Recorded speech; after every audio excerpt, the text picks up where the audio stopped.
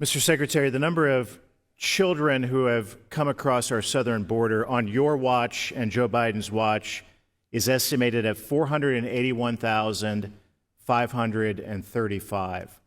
Last year alone, it was 137,000. And if you compare that to the last year of President Trump's term, on his watch in the last year of his term, it was less than 25,000. So a pretty significant and dramatic increase of unaccompanied children coming across the southern border. The New York Times says that your department has lost contact with 85,000 minors, and that statistic is over a year old, so undoubtedly it has risen in the past year. Congressional Research Service says that 75 to 80% of unaccompanied children are now traveling with smugglers, and those smugglers have reportedly sold migrants into situations of forced labor or prostitution, forms of human trafficking, in order to recover their cost. The Coalition Against Trafficking in Women says that 60% of unaccompanied children caught by cartels and are exploited through child pornography and drug trafficking.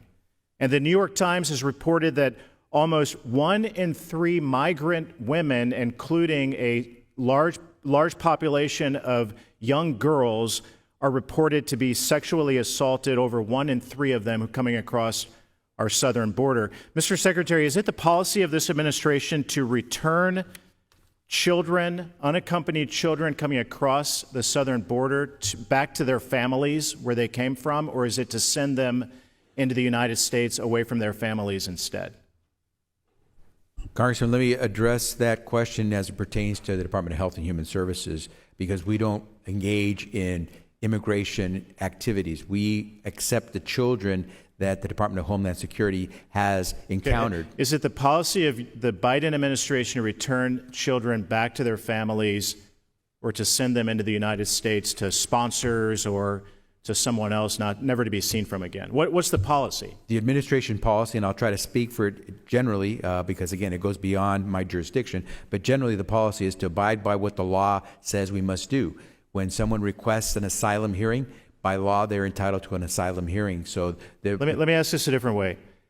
If a 15-year-old girl came across the border from, say, Guatemala, would we send her back to her family in Guatemala, or would we keep her in the United States? If she requested an asylum hearing, we would, by law, be required to offer her a hearing. How many children have we returned back to their families in the country they came from? Again, on your watch? That would not be something I have information on, because I had Health and Human Thousands, Services. We hundreds? Can you estimate? I'm not going to speculate, but that's something that you can ask the Department of Homeland Security. You and I both know the answer to that is zero. Zero children that you've returned back to the country. Let me ask you this. Hypothetically, if you and I have something in common, we both have girls. If my daughter or your daughter was smuggled to Guatemala, would we expect Guatemala to return our daughters back to us, our families in the United States of America, or would we expect them to keep them in Guatemala?